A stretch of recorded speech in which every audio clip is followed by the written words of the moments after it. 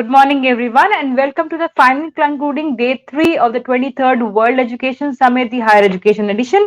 And we are on the opening panel discussion of the day, and the discussion topic is creating a synergy between technology and curriculum for better employment ready courses. How can digitalization help achieve this goal? My name is Tarannu Manjul, and I'm the assistant editor at Elets Technomedia. And with me, I have some eminent educationists who would be a part of this panel discussion. So I would like to welcome all our panelists. My first panelist is Professor V. N. Rajashekharan Pillai, Vice Chancellor Sumaya Vidya Vihar University, Mumbai, Maharashtra. Welcome, sir. Thank you very much. I have with me Professor Dr. Dhrubjyoti Chattopadhyay, Vice Chancellor, Sister Nivedita University, Kolkata, West Bengal. Welcome, sir. Dr. Jamshed Bharucha, Founding Vice Chancellor, Sai University, Chennai, Tamil Nadu. Welcome, sir. Dr. R. Sridhar, Vice Chancellor, Kalinga University, Raipur, Chhattisgarh. Welcome, sir. Namaskar to everyone. Professor Dr. Shiv K. Tripathi, Vice Chancellor, Atmiya University, Rajkot, Gujarat. Welcome, sir. And Professor Dr. Ashok Mahapatra, Vice Chancellor, Shiksha O Anusandhan, deemed to be University, Bhubaneswar, Odisha. Welcome, sir. So, welcoming all my panelists, I would now like to start with Professor V. N. Rajashekharan Pillai. Professor Pillai, if we talk about technology, how can technology be used to address diverse student needs and help create a supportive learning environment? If I can have your views on this. Thank you. Thank you very much. First of all, let me thank the organizers for extending me an invitation to participate in this event. I have been participating in this event probably from the very inception of this series several years ago. I'm extremely glad that the topic, how digitalization can help employment, help learning, help knowledge acquisition, and also make students employment ready. At the very outset, I would like to make a categorical statement that technology cannot teach, only teachers can teach. And therefore, it is very important that the technology has to be acquired and the teachers have to be comfortable with whatever technology which we are thinking. We have seen as sort of a compulsion. During the last 2 years, we have resorted to technology and we had complete online. Now, now partially online and partially offline. The students have a liking for online education, online examination particularly. But it's very important that we have to strike a balance between technology and the digital technology and the classroom teaching in a very significant way. Definitely, technology, the digitalization can help, particularly in the context of the academic bank of credits, which has been introduced by the University Grants Commission. The regulations have come. Almost 1 year ago, the academic bank of credits is in practice, and all our universities are in the run of entering into the academic bank of credits. That means up to 30 to 40% of the credit can be earned from different institutions through technology, through direct teaching, and all that. Probably in this credit transfer mechanism from the industry, from institutions across the world, from other institutions, how technology can be a very forceful tool for achieving this credit transfer and articulation between universities. That is the challenge of the university. I'm glad that a good number of private universities are participating in this event, and it is very important that we should go ahead with that. And as a university, Samaya Vidya University, we are 70 years in education, but as a university, we are three years old. We got into the academic bank of credit, and good number of industries, technology providers, and education providers, up to 30 to 40%, we are thinking of introducing them into the curriculum, and their technology can make a great role. And also at the same time, it has to be the quality and accountability in online education has to be very specifically ensured. And therefore, the teachers have much more role. No, technology cannot replace.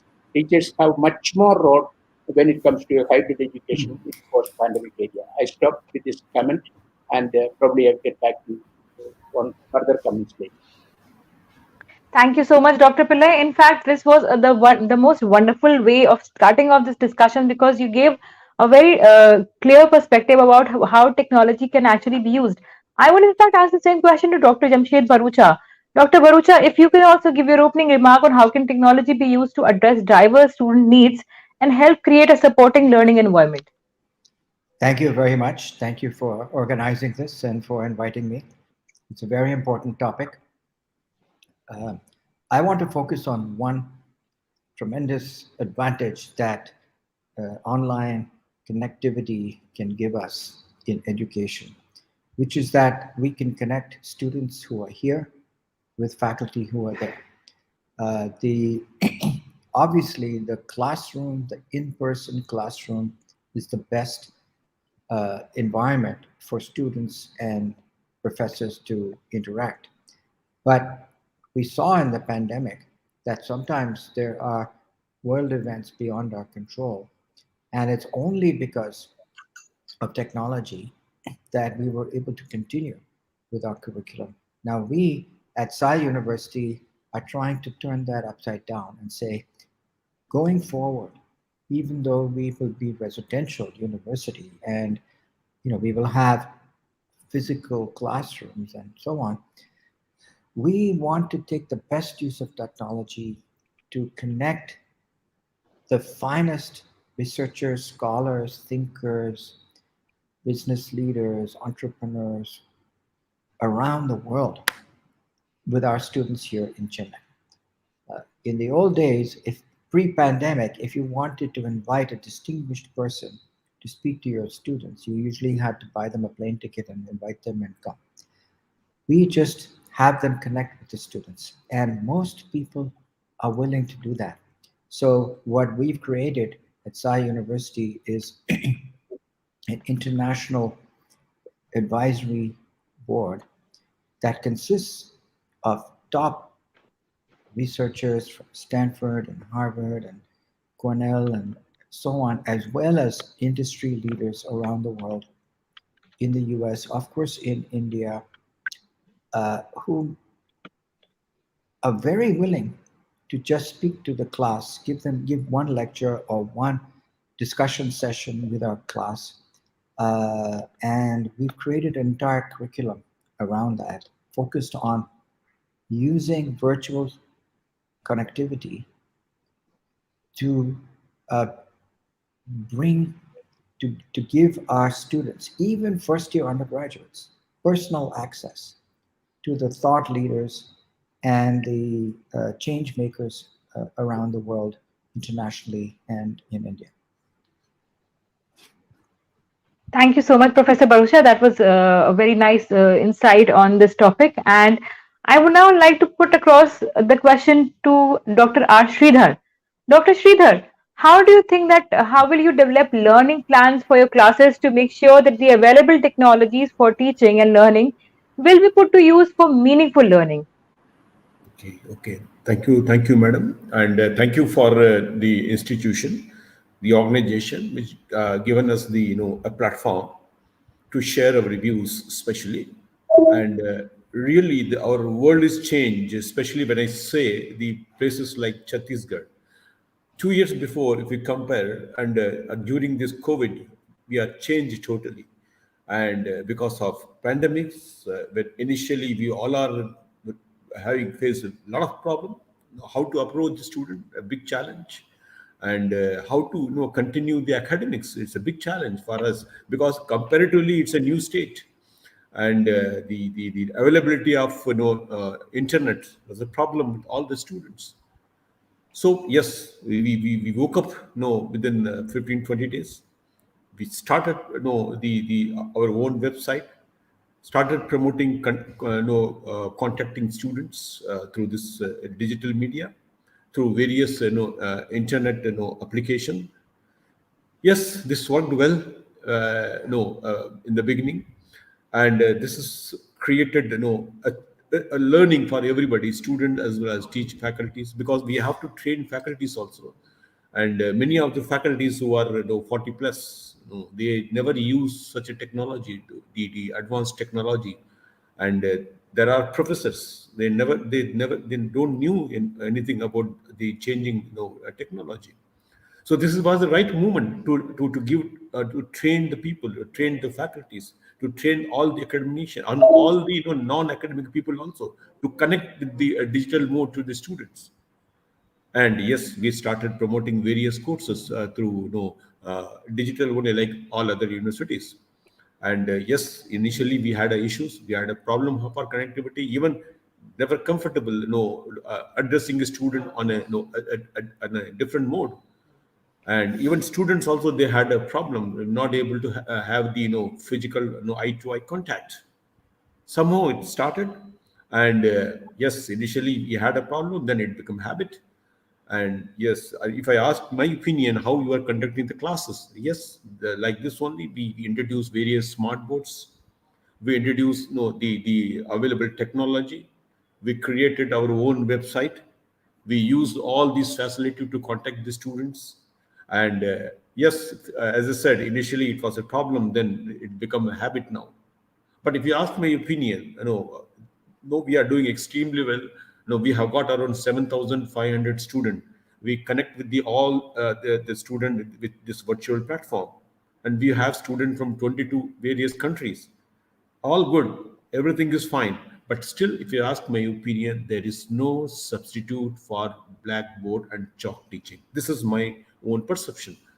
Eye to eye contact, physically controlling the student, or not control, physically interacting with the student, that gives more edge over complete in comparison to the digital teaching. But we cannot escape. This is the future mode, and we are going to accept the reality. And yes, we are on the path of success. And I'm very sure, because of new education policy, the national education policy also, there are many things the credits has been introduced, the multi-entry level, multi-exit level, and plus value-added courses. Many things are there. So without a digital or without virtual platform, we cannot be successful as far as teaching and learning is concerned.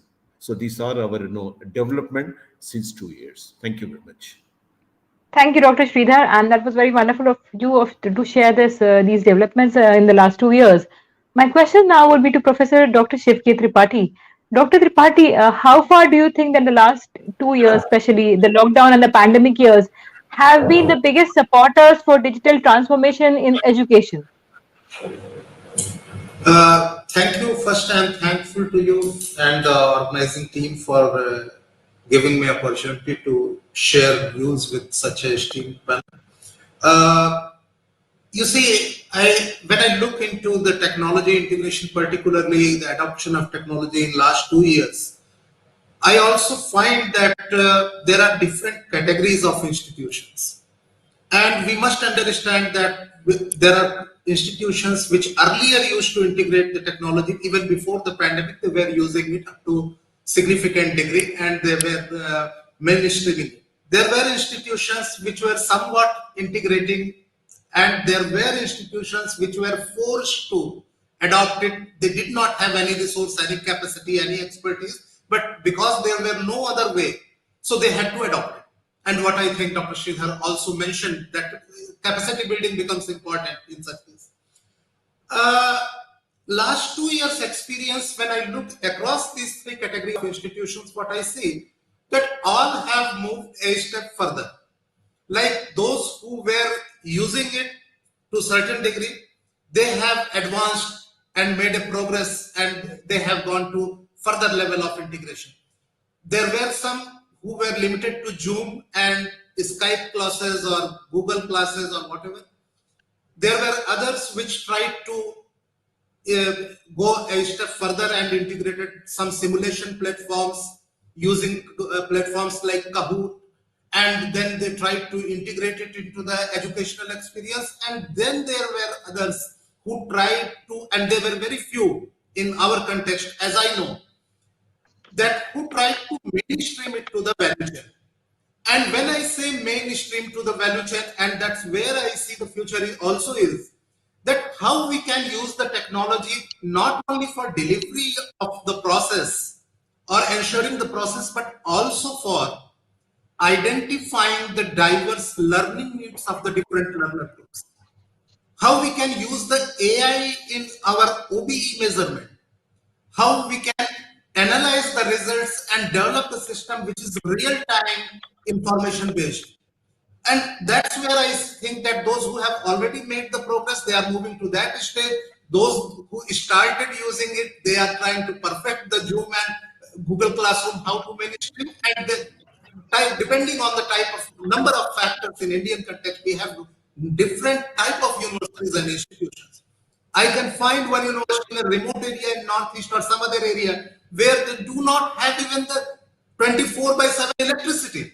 And then they are also trying to manage it. So their context is slightly different from if you see another institutions which is operating in some metro city. So we need to look into what the contextual factors are and what the purpose of this technology integration is. Is it because we are forced to do it, or is it for improvement in the process, or it is just for the effectiveness in terms of time and cost? So I think that based on this, the observations are different across the context, but one positive thing has been that it has moved a step ahead. So I would not now like to stop here, and then later if I would like to contribute further if there is chance. Thank you. Yeah. Thank you, Dr. Tripathi. That was a wonderful opening remark from your side. And I would like to welcome Professor Dr. Drubajyoti Chattopadhyay, Vice Chancellor, Sister Nivedita University, Kolkata, West Bengal. Welcome, sir. Good morning. In fact, good morning, sir. And putting my question to Professor Chattopadhyay, sir, I would like to ask you that technology provides students with easy to access information, accelerated learning, and fun opportunities to practice what they learn. How can it be merged into the curriculum? Let me first thank the Elets as well as the Adobe who are organizing this World Education Summit, Higher Education Summit, and we have excellent panelists with us. Pranam to all the panelists, because I just listened to all of your very, very brilliant deliberations. The question which has been given to me, I just wanted to start from a little bit different point where I could tell you that there is an incubation for the last 7-8 years going on regarding the change in the teaching pedagogy.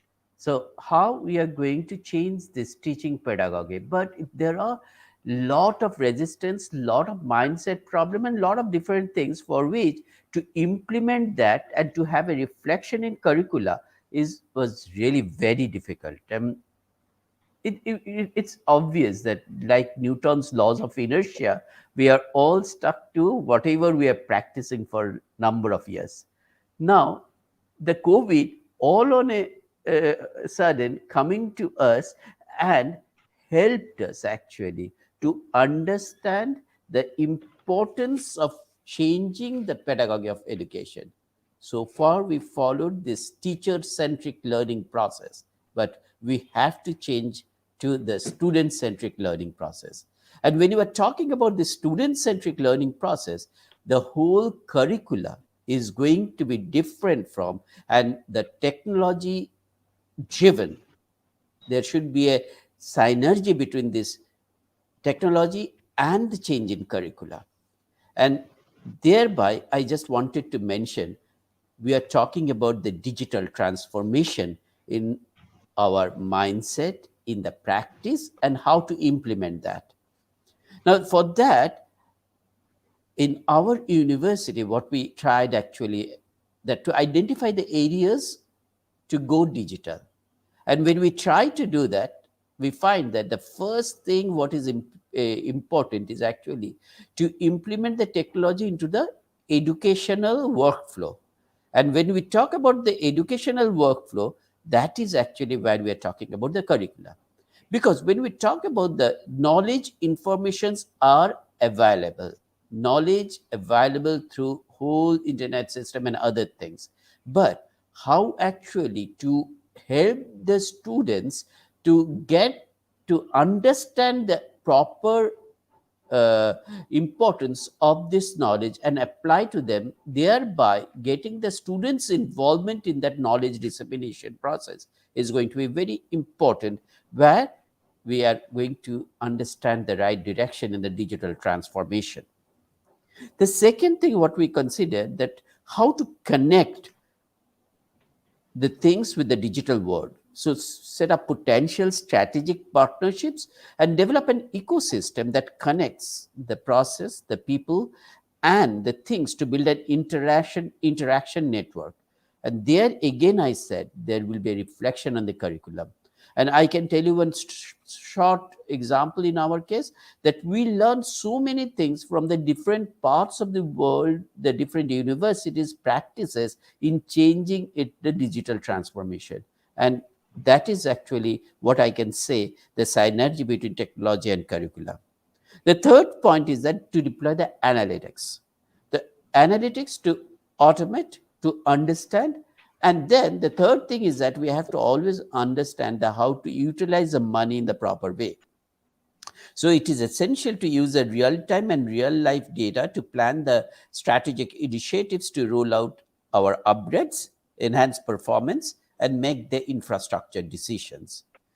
Now, then I want to mention at the end that digital transformation is about easing and enhancing our existing models, not complicating them. Therefore, it is always to move towards a single, simple, and custom platform instead of relying on multiple software and tools to perform some action, and then to mobilize our curriculum in such a way so that that will match with it.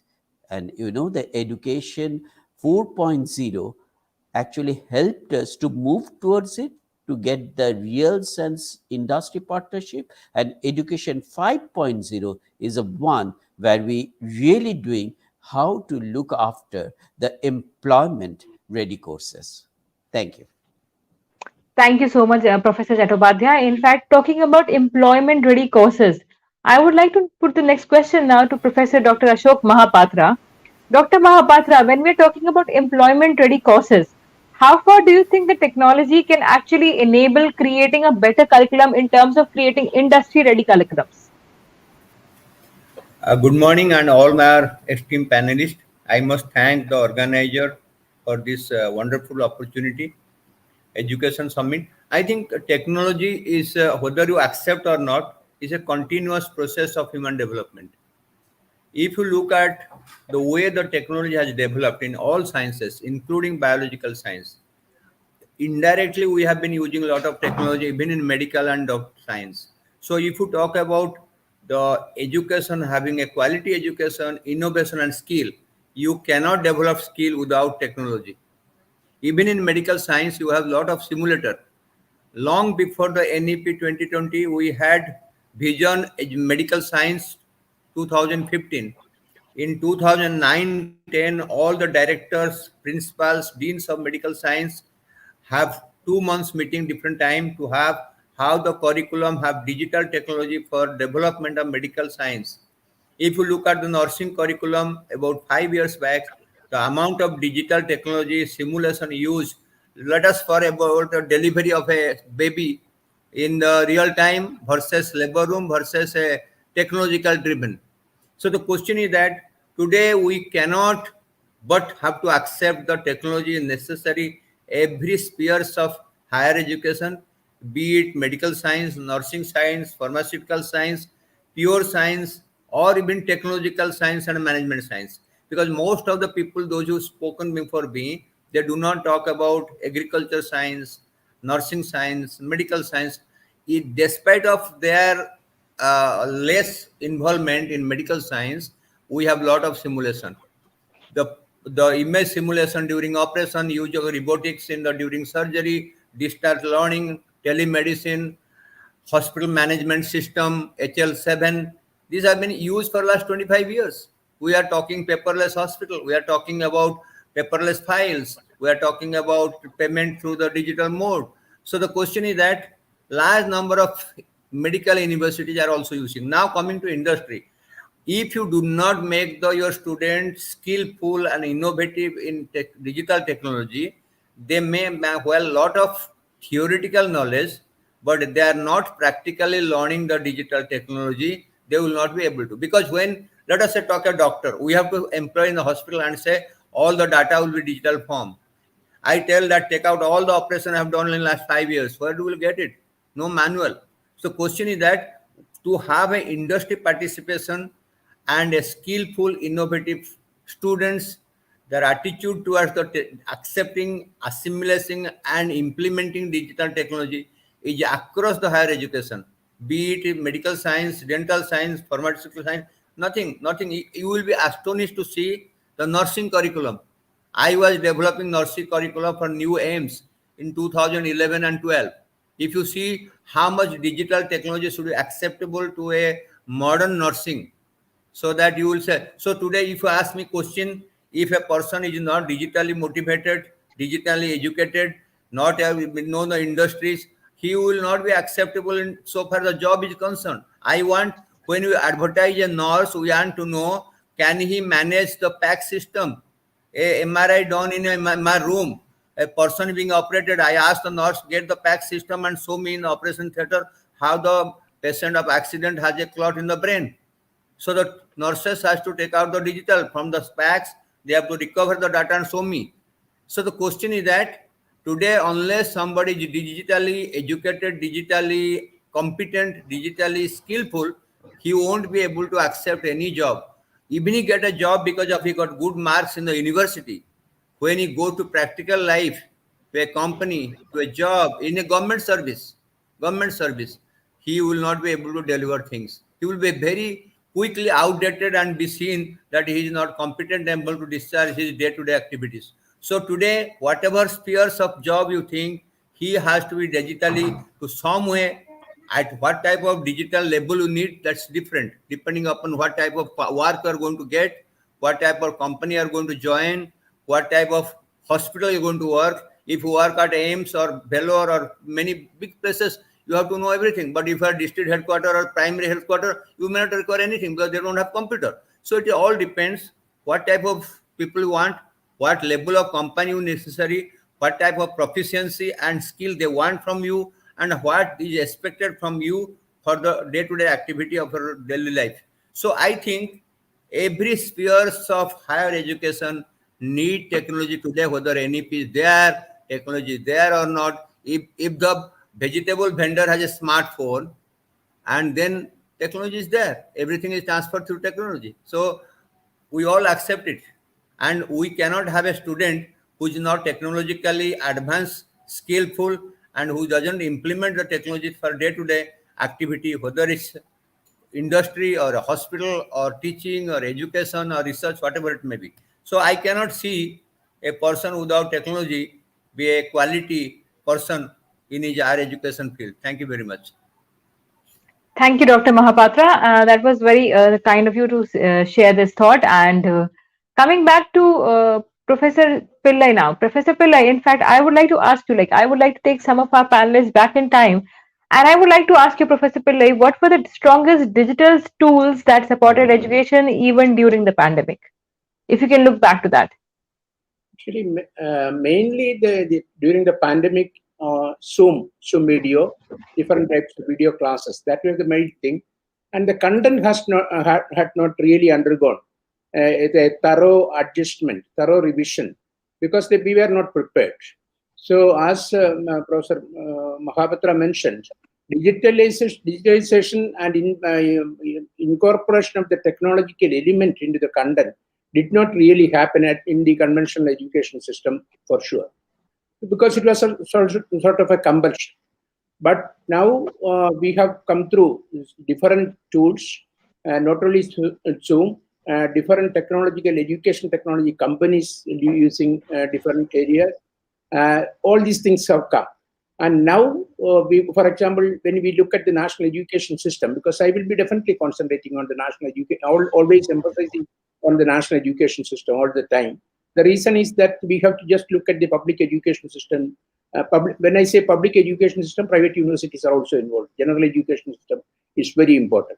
For example, after the complete online courses were not there in this country since last, maybe a few months ago, it has been regulated.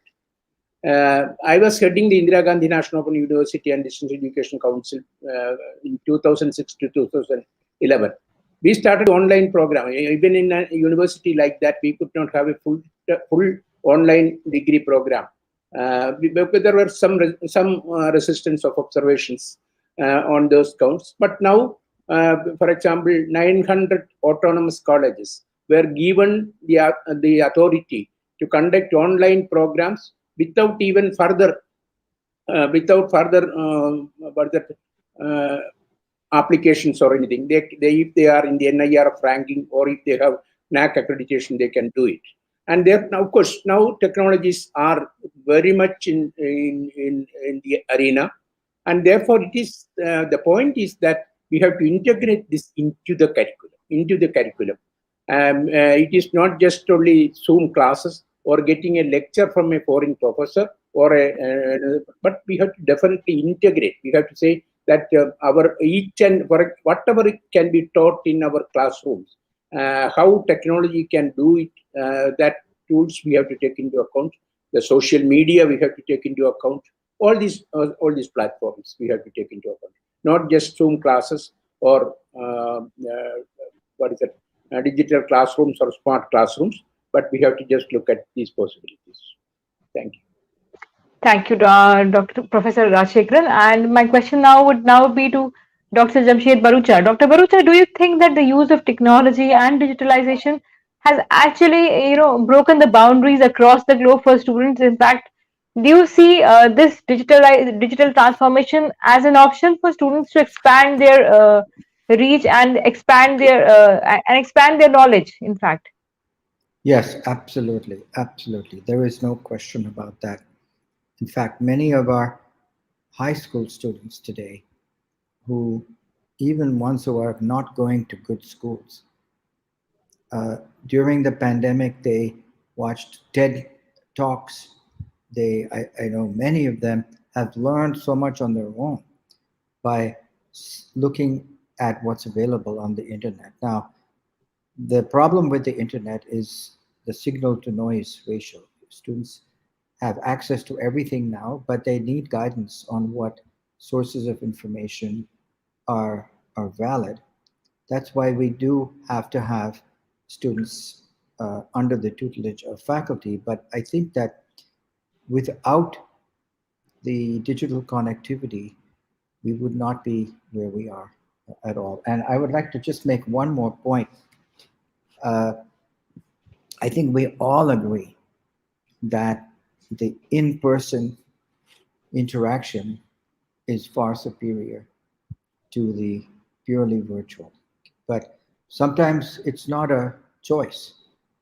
And then the question is the virtual interaction better than no interaction? Or does it provide some enhancements? As I said earlier, we are now back to our in-classes, in physical classes at Sai University, but we are continuing to beam in important scholars and researchers and thinkers around the world into a classroom. So there'll be a physical teacher there, but then you can say, while we're discussing such and such topic in physics, I'd like to introduce so-and-so who can talk a little bit about the work that he's doing on it. And the students love that. They love hearing directly and interacting directly with the people who are at the front lines. And so faculty can play an additional role now, the resident faculty at the university, in addition to doing the physical classroom teaching, which is important, and interacting with the students. They can also bring in guest speakers without having to fly them in physically. And finally, the technology we're using just now is, in 20 years, we'll be looking back and saying, laughing at how primitive it was. We'll say, remember when we were on Zoom and we were interacting, it's going to get only better, only better, more interactive. It's going to permit uh, a more uh, spontaneous communication. It will become 3D, it will become holographic. The computing is going to become pervasive, meaning that uh, computing is going to be woven into everything. So let's take the technologies as they come, uh, take full advantage of them for the positives, and try to limit the negatives for education. Thank you. Thank you so much, Professor Bharucha. And I would like to put a question now for Professor Shiv K. Tripathi. Professor Tripathi, do you, like, since we are talking about internet, and as Professor Bharucha said that internet is easily accessible to everyone, and there's a lot of information on internet, and students need to decide. Do you think that the administration or the government, for that matter, should keep a check on what students can see on the internet and what they're not supposed to see? Should there be a curb on that? Uh, could you please repeat the question? I could not take that. Yeah. Yeah. Yeah. Sir, as Dr. Jamshed Barucha said, that there's a lot of information available on the internet now, and students have access to almost all the information, but some of that information is very good for them and some of it is not. So, in your opinion, Professor Tripathi, do you think that the government should actually put a curb on what kind of information should be disseminated to the students through the internet?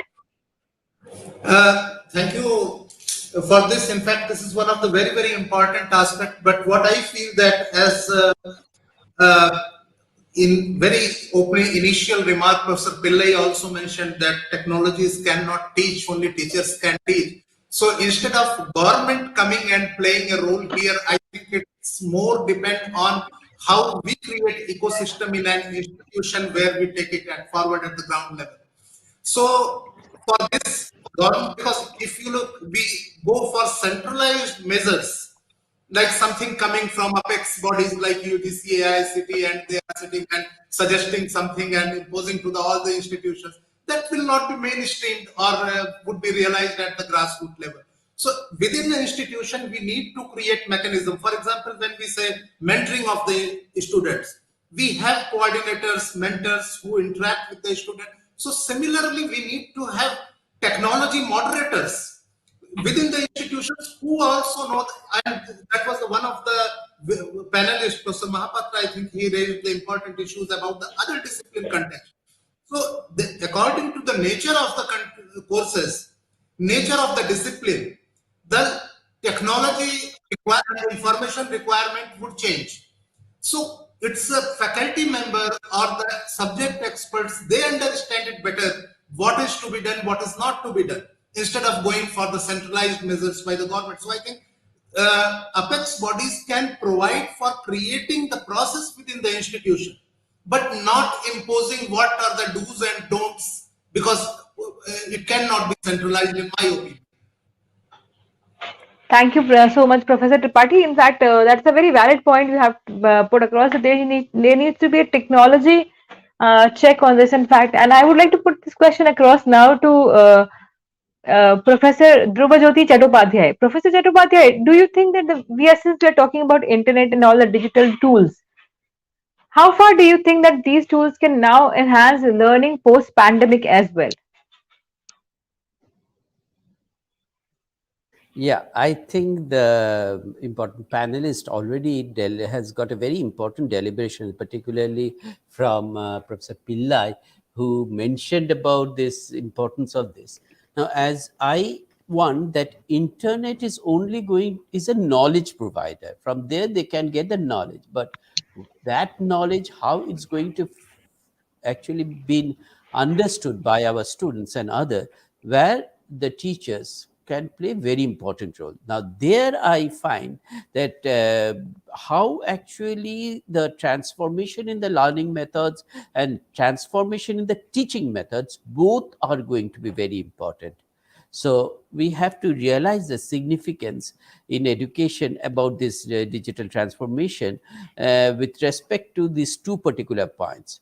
and very rightly mentioned by the other panelists that the content materials are going to be completely changed. The one which utilized by the faculty members, teachers, and others, now the way of that particular materials should be completely different. And thereby, I found in the last 2 years, because the faculty members are a little bit forced to actually go through this particular how to get this content being developed, that helped the whole education system in our university to a great extent. Now we have really a treasure of all different types of things and contents, and to understand there are many cases the contents given are really not right. So this is also an assessment process for the faculty members, because these contents which have been delivered has got some sort of problems in it. So we can interact with the experts and find it out the problems. So that will itself improve our education, our learning technology, learning methodologies. The second thing about that, how actually the students method, that when students involvement are going to be increased. Now all this learning management system has got incorporated within it the assessments. So regular assessment, regular quiz, and these things makes the class more interesting, more what I could say that more interactive in nature. And there also I could find there are quite a bit of positive responses we have received from our students when we have taken the feedback from the students regarding this, that how they like this online classes in different types of mode. So if we can properly do these things and properly can actually make this as everybody mentioned, and I also absolutely believe that there is no alternative to the chalk and board things. But the chalk and board things, I think right now may be concentrated only during the tutorial classes, where the doubt clearing sessions we can do it. And then we can have these online classes where the way we are doing to make this particular digital transformation a success. Last point I just wanted to mention that I think Professor Mohapatra very rightly mentioned about, and we found that the way we actually introduce all the different types of um, courses, which we said that employment ready courses, and this becomes very important one, particularly in the allied health areas, the paramedical courses. I found there is a lot of interest actually started to be developed in these paramedical courses, in nursing and many other, where the requirement of this particular population, the COVID actually showed that it really there is a huge dearth of. So there is no alternative to engineering, no alternative to medical. That concept is also been got, and that itself is going to be very. And sorry, that's not the last thing. I forgot that I must also mention that the AI and the chatbots, the chat adopt the use of chatbots to meet the students' expectation while maximizing the faculty time is going to be very important. At least in my experience, the AI-enabled chatbots can be used to analyze the students while maximize responses and provides them the learning content based on their choices. So chatbots using this AI can also be used to teach students by converting a lecture into a series of messages to make it look like a conversation. And that practice, I think, is another way what we can understand as the methodology for the new age teaching. Thank you. Thank you so much, Professor Chattopadhyay. And in fact, I would now put this question as a closing question to all my panelists here. Since we have been discussing about technology, curriculum, and industry ready curriculums, this would be to everyone out here. And I would start with Dr. Ashok Mahapatra. Dr. Mahapatra, if you can just, give your suggestions how technology can actually be blended into the curriculum to ensure that the curriculum actually makes students industry ready. Actually, see, if you ask me as a BC, answer will be different than you ask me as a doctor. When I went from Odisha in 75 to AIMS, I thought the education was totally different. It was audio visual. Whereas in my medical college at Berhampur, Odisha, it was board and uh, chalk and boards and the lectures. There are no digital, no audio visual lectures. And when we slowly innovated our education through the modern educational value, we started a lot of digital technology. We connected them to the robotic system, we connected to the PAC system, we connected to the simulator. See, for example, a person has to learn brain tumor. He cannot do it. He has to do in either a cadaver or a animal, or if now we have got software packages for simulation of operation during IOT or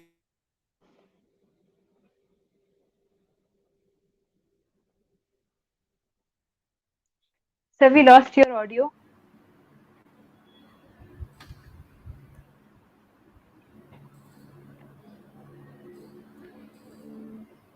Professor Mahapatra, we lost your audio. Oh, I think there was some issue with his internet connectivity.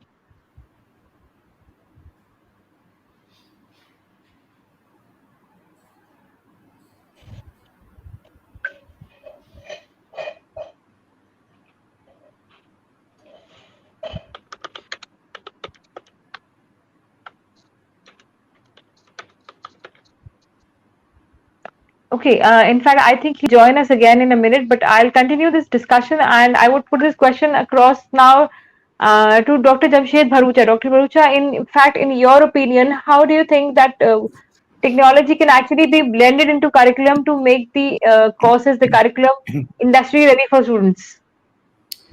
Yes, thank you. First of all, going back to an earlier question about the government, I would I would please request the government to stay out completely, except where it comes to trying to make sure that the less privileged of our students might be able to get scholarships and access to laptops and good bandwidth. Okay, uh, I think the time has come in India for the government to get out of the way in education, except to provide infrastructure uh, and scholarships, and let educators innovate, experiment, try new things.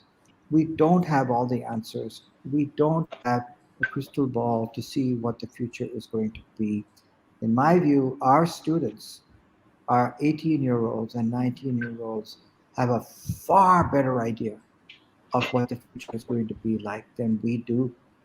We elders need to empower them, and they will empower them, give them the infrastructure and the resources, guide them in terms of fundamentals of how to evaluate sources of information on the internet, bring them in contact with uh, people who are actually doing good work, and they will fly.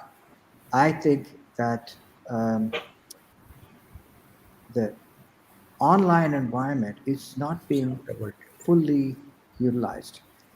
Actually, there are many people who have developed platforms for active learning online, active learning that can be done even better than it can be done in a classroom for certain kinds of learning.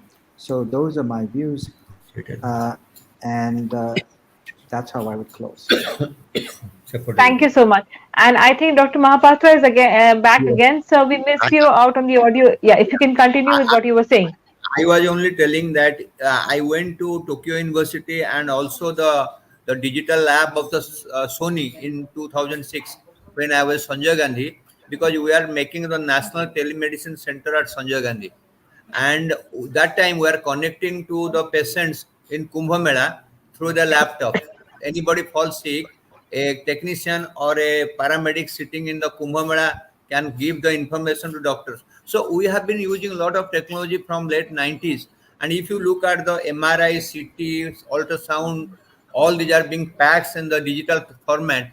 So it is progressively we are using very much digital technology. We are separating two very children join in brain.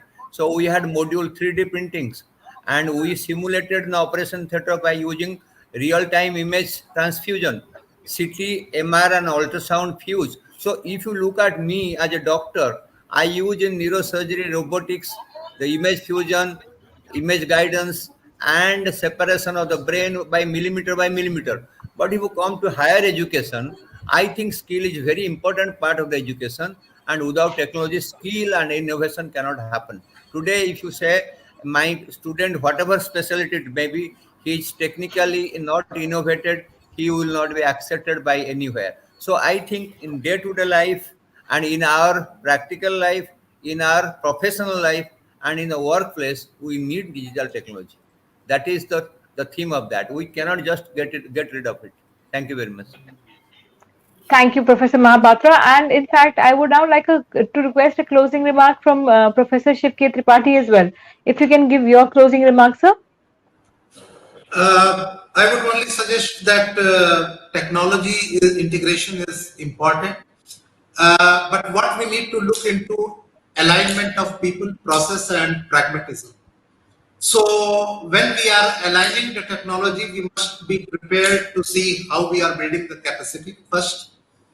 We also need to look into the what processes we are deploying, because in more than the technology integration, what important to me is the quality assurance using the technology enabled learning and how we can do that. And third, which is the most important factor to me, is the practical wisdom or pragmatism.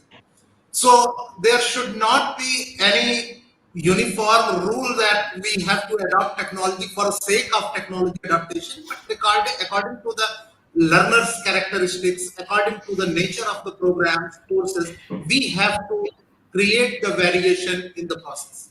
So that wisdom should be there.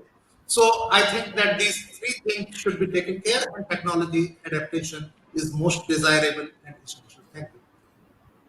Thank you, Dr. Tripathi. And in fact, a closing remark from Dr. R. Sridhar as well. If you could, Dr. Sridhar, if you can give your closing remark now.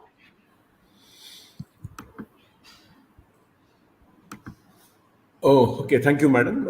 Yes, the way, no, this really I'm fortunate to have an opinion of all experts from various field, from various university. Yes, now there is no denying of the fact. Without digital knowledge, now we cannot survive.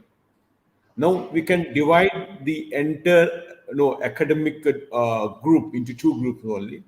One is a student with a digital knowledge, a student with digitally illiterate. Similarly for faculties also, maybe a professor or any rank, a professor with digital knowledge and a professor digitally illiterate. So time has come to everyone to we have to improve our digital related knowledge right from the admission of the student. The digital starts the admission, the data coding, the admission details, then retaining of the student in the classes, conducting the various type of classes, virtually, and giving all kind of knowledge, then calling the various companies and inviting the various speakers and tie up with the foreign institution, foreign universities, then placements. Everywhere digital is required. So this is the need of the hour. Every institution, including student, we have to excel in the field. Thank you. Thank you very much. Thank you so much, sir. And in fact, I would request a closing remark from Professor V. N. Rajasekharan Pillai as well. Professor Pillai, if you can give a closing remark now.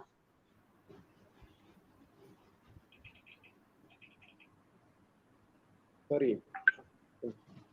Thank you very much. Of course, I fully endorse the views of all the panelists. A supporting learning environment can be provided only by digital education. But incremental changes and incremental revisions in curriculum will not lead us to anywhere. Transformational changes need to happen in the curriculum. For example, every student, every teacher, they should understand the digital tools now. Probably an education and training in digital tools for every student, all students is the first and foremost. And then students are in different disciplines. In higher education or in professional education, it varies from time to thing. Professor Mahavata mentioned digital medicine, our space, ISRO, they have thought about digital education in medicine long ago. Several innovations had happened.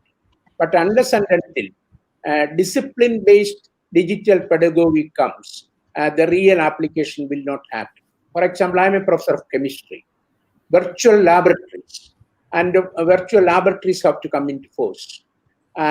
Even we have completed around 200 students in the MSc in different branches by the online education during the last 2 years.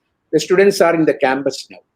After getting the degree, they wanted at least 2-3 months practicals in the laboratory. Unless and until they will not be. So it is not just one saying generally that digitization. And then we have to consider a first degree and a second degree and a work integrated learning separately.